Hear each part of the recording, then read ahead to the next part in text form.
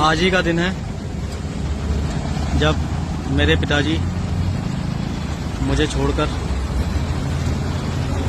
भगवान के चरणों में चले गए। और उस दिन वर्किंग मेरी थी रामनगर, सुबह जल्दी निकलना पड़ा वर्किंग के लिए। तो जनरली जब सुबह निकलता था तो पिताजी से मिलते हुए जाता था कि तबीयत उनकी लगातार खराबी हो रही थी। उस दिन मैं और मेरा भाई दोनों ही पिताजी से मिलके नहीं गए, क्योंकि रामनगर थोड़ा दूर था, इसलिए सुबह जल्दी निकलना पड़ा और वो सो रहे थे, तो सोचा उन्हें डिस्टर्ब नहीं करता हूँ और हम चले गए। फिर दिन में एक बार वाइफ का फ़ोन आता है कि पापा आज कुछ सुबह से खा नहीं रहे हैं, पानी भी पिया था तो वो भी वॉमिटिंग कर दी। फिर हम जल्दी टाउन से निकलते हैं और लगभग 6:30 के आसपास घर पहुंचते हैं। जैसे ही घर पहुंचते हैं वैसे ही मैं पापा से हालचाल पूछता हूँ। वो आंखें खोल के मेरी तरफ को देखते हैं, छोटे वाले भाई को देखते हैं। फिर उनकी सांसें एकदम से तेज हो जाती हैं। मैं फटाफट जाता हूँ, भाग के डॉक्टर को बुला के लेके आता हूँ। डॉक्टर आता है, देखता है, चेकअप करता है। डॉक्टर मुझे ऑक्सीजन वाली मशीन कहता है कि इनको सांस आने में प्रॉब्लम हो रही है, तो जनरली वो छोटी वाली जो मशीन होती है वो लेने के लिए भेजता है। और जब मैं मशीन लेके लौटता हूँ तो उसमें इंजेक्शन डाल ही रहा होता है, उतनी देर में पिताजी को वॉमिटिंग होती है, तो पिताजी के प्राण निकल जाते हैं। एकदम से दुनिया जैसी ख़त्म सी हो जाती है, एकदम से वैसा महसूस होता है।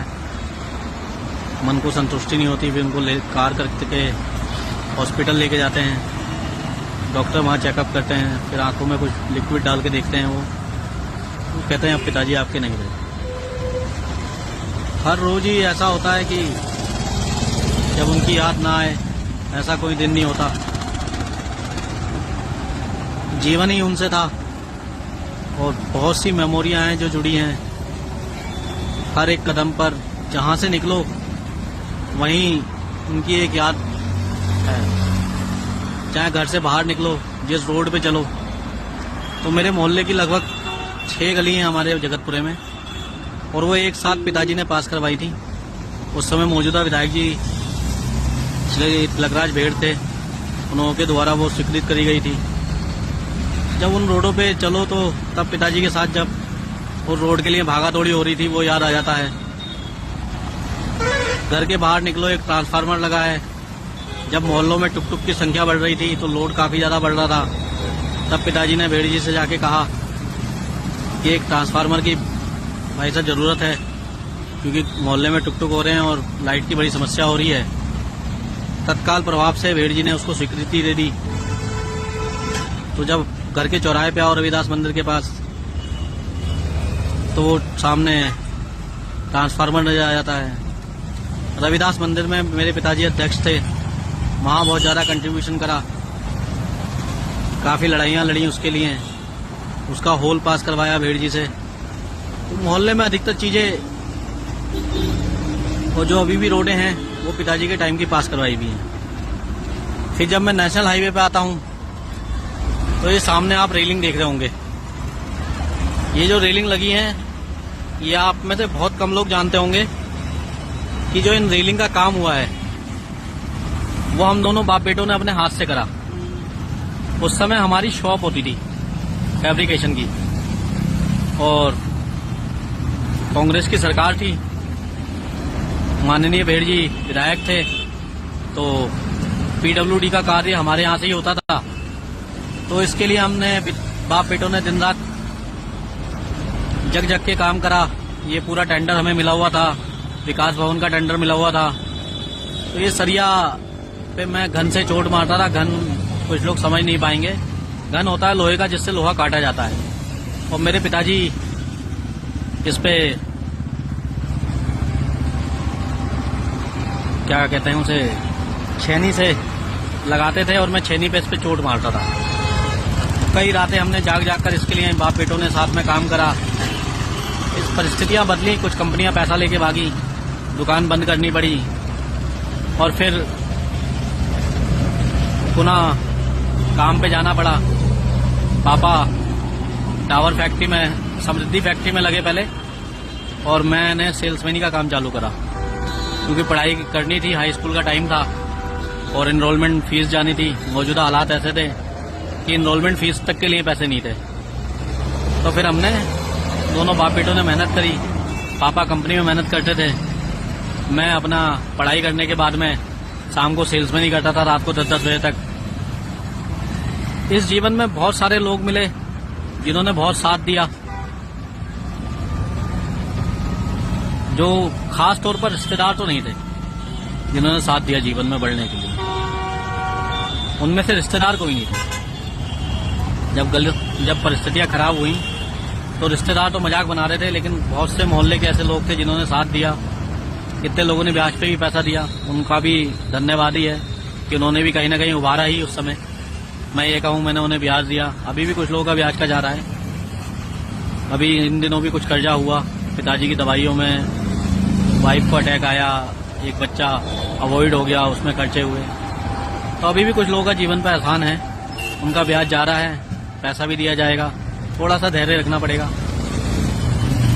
पिताजी के साथ मेमोरी बहुत जुड़ी है। और अभी मैं जिस जगह पे हूं ना खड़ा, यहाँ पे हम बाप बेटों ने लगभग 5 से 6 साल साथ में काटे। यह है HDFC के पास की जगह, और वो हमारा खोखा होता था, ये जो सामने है। एक समय में ये ट्रांसफार्मर के पास होता था यहाँ पे, और इस खोखे के लिए भी मैंने पिताजी के साथ बहुत लड़ाई लड़ी यहाँ पे, क्योंकि वाकया कुछ ऐसा था कि पापा डावर कंपनी में जॉब करते थे, और एक बार वहाँ का जो मुंशी था उसने पापा जी के साथ कुछ बदतमीज बोल दिया था। पिताजी ने तो वो बात मुझे आके नहीं बताई, लेकिन मुझे लोगों ने बताया कि ऐसा ऐसा तुम्हारे पिताजी के साथ हुआ है, उसने बदतमीज बोला है। फिर पापा की नाइट शिफ्ट में थोड़ी देर आंख लग गई थी, उस समय ऑपरेटर आ गया। मैंने उसी दिन पापा की नौकरी छुड़वा दी, डावर कंपनी गया, ठेकेदार को पकड़ा और तबीयत से ठीक भी करा उस ठेकेदार को। उसको उसकी औकात दिखाई कि वो क्या है। तो काफी ज्यादा मेमोरी, एक क्लोज जो होते हैं, मैं पिताजी के साथ बहुत ज्यादा क्लोज था। माँ बाप में से हर कोई एक पेरेंट्स के साथ में अच्छी बाउंडेशन होती है, तो मेरी पिताजी के साथ बहुत अच्छी बाउंडेशन है। मम्मी के साथ भी है, लेकिन अगर क्लोजनेस कहें तो पिताजी के साथ हमेशा ही क्लोजनेस रही। हर एक मुद्दे पे कई बार ऐसा होता था दुकान में सामान खत्म हो जाता था खोखे में, तो कई बार मैं बिगैर बताए अपनी सैलरी पूरी पापा को लाके देता था, ताकि घर में कोई विवाद उत्पन्न ना हो। जहाँ से सामान आता था यूसुफ भाई के यहाँ से, यूसुफ भाई ने कहा यार तो इतना पैसा इस खोखे पे लगा रहा है, इसे बंद कर दे। मैंने कहा कोई बात नहीं, यहाँ चलने दो जब तक चल रहा है, पापा बैठे तो हैं, उनको कहीं नौकरी वोकरी नहीं करानी अब। तो ये दुकान खुलाई, इससे पहले पापा को मुर्गी की दुकान खुलवा दी। मुर्गे की नॉलेज थी नहीं, एक बंदे ने कहा 70 रुपए किलो मुर्गा आ रहा है, हमने मार्केट जाके पता करा तो 160 रुपए किलो मुर्गा मिल रहा था। तो मैंने पापा चलो यार नौकरी वोकरी छोड़ो, मैं आपको दुकान खुलवाता हूँ। तो उनको मुर्गे की दुकान खुलवा के दे दी जगतपुरे में। जब मुर्गा काटा पीटा तो जब पता चला तो 50 किलो मुर्गा बिकने के बाद में बचे 1500 रुपए। तो दिमाग ही घूम गया, हम तो सोचे 50 किलो मुर्गा बिकने के बाद में 5000 रुपए बच गए। ऐसी बहुत सारे इंसिडेंट हैं। मेरा को पहला बर्थडे अपना याद आ जाता है, 3 मंजिल वाला केक बना था, और उस समय वो 3 मंजिल वाला केक किसी के बर्थडे में, शायद मेरे मोहल्ले में मेरे ही बर्थडे में आया था, और किसी के बर्थडे में वो 3 मंजिल वाला केक नहीं आया था। कार हमारे पास होती नहीं थी, तो पापा का कोई फ्रेंड था, वो अपनी कार में वो केक लेके आया। नेशनल बेकरी से हमने पहली बार केक खरीदा था, क्योंकि और कोई 3 मंजिल वाला केक बना नहीं रहा था। 3 राउंड शेप जो होती है, तो उसे हम 3 मंजिल वाला केक कहते थे। एक बार हम मेले जाते हैं, तो उस समय पिताजी की सैलरी लगभग 3-3.5 हजार रुपए थी। अटरिया मेले की बात कर रहा हूँ मैं। और मुझे एक बस पसंद आ जाती है, इलेक्ट्रॉनिक बस, जिसमें 4 या 5 सेल 6 सेल डल रहे थे, और वो रिमोट से चलती थी, और लगभग वो 800 रुपए की थी। मैंने पापा से कहा पापा यार ये 800 रुपए की है, मुझे तो लेनी है। बच्चे थे, यार तो नहीं कहा था, सॉरी निकल गया। मैं पापा जी मुझे ये लेनी है, और पापा जी ने वो दिला दी। उस समय पता ही नहीं था कि पापा की सैलरी कितनी है और ये कितने में आ रही है, इसका क्या पापा के ऊपर प्रभाव पड़ेगा, किस तरह से चीजें मैनेज होंगी। पापा से कहा, पापा ने मुस्कुराते हुए दिलवा दी, और बात वहीं खत्म हो गई। घर आए, कुछ लोगों ने पापा से कहा तूने 800 की से दिला दी, इतनी तो तेरी सैलरी नहीं है। पापा ने कोई बात नहीं, बच्चों के लिए कमा रहे हैं, इससे बढ़ के क्या है। कई त्यौहार ऐसे होते थे जब पापा हम लोगों के लिए, सब भाई बहनों के लिए, मम्मी के लिए कपड़े बनवा देते थे, तो अपने लिए बनवाते ही नहीं थे। तो जब आप बाप होते हो ना, तो फिर ये मायने नहीं रखता कि आपके कपड़े बने हैं त्यौहार पे या नहीं बने हैं, आप उस त्यौहार पे खुश हो या नहीं हो। आपके अगर बच्चे खुश है ना, तो सबसे बड़ी खुशी आपके लिए उस समय वही होती है। ऐसी बहुत सी मेमोरी हैं। हमारे पापा के अंदर एक बहुत अच्छी खासियत थी कि वो किसी के साथ गलत होते हुए नहीं देखते थे, वो खासतौर कोई गरीब बंदा होता उसके साथ। इसी तरह का एक किस्सा और सुनाता हूँ मैं आपको। एक बार हमारे मोहल्ले में एक बंदा आया, रिक्शे चलते थे उस समय, टुक टुक नहीं चलता था, तो वो रेलवे स्टेशन से आया, सस्ते जमाने थे तब भी 20 रुपए लग जाते थे रेलवे स्टेशन से जगतपुरा आने के, तो 20 रुपए तो उस समय भी बनते थे। आज तो लोग 40 रुपए भी ले लेते हैं। तो वो बेचारा 20 रुपए उससे मांगता है, शायद तय नहीं हुआ होगा, और वो उसे 10 रुपए देने पे आमादा हो जाता है कि 10 रुपए ही मैं दूंगा, मैं तो 20 नहीं दूंगा।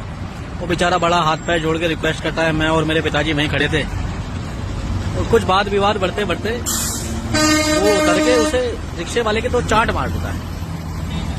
और जैसे ही वो उसे चांट मारता है, मेरे पिताजी से नहीं देखा जाता, वो पिताजी तुरंत ही उसको पकड़ते हैं गिरेबान से, उसके 2-3 चांट मार देते हैं। और जब जैसे ही पिताजी हाथ छोड़ते हैं तो फिर हमने कहाँ रुकना है। और उसको बहुत ही मारते हैं, और उसको दिखा देते हैं कि गरीब की कैसे इज्जत करी जाती है।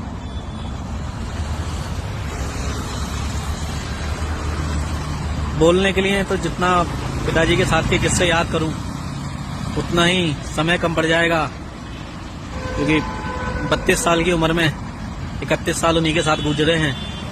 हर एक पल, हर एक लम्हा उन्हीं की याद में है। मैं खुद ही उन्हीं की याद में हूँ, क्योंकि मैं उन्हीं का ही अंश हूँ। क्या बोलूँ, बस आज शायद उस दिन संडे होता, जैसे आज संडे है उनकी पुण्यतिथि पे, तो शायद मैं कहीं, एक ये मुझे जिंदगी भर मलाल रहता है, जब मैं अकेला होता हूँ तो लोगों के सामने नहीं बोल पाता, फैमिली के सामने नहीं बोल पाता, लेकिन उस दिन मेरे को शायद घर पे होना चाहिए। काश उस दिन संडे होता।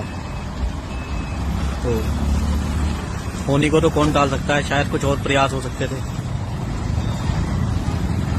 बस अब और कुछ बोलने की हिम्मत नहीं हो पा रही है। ठीक है दोस्तों।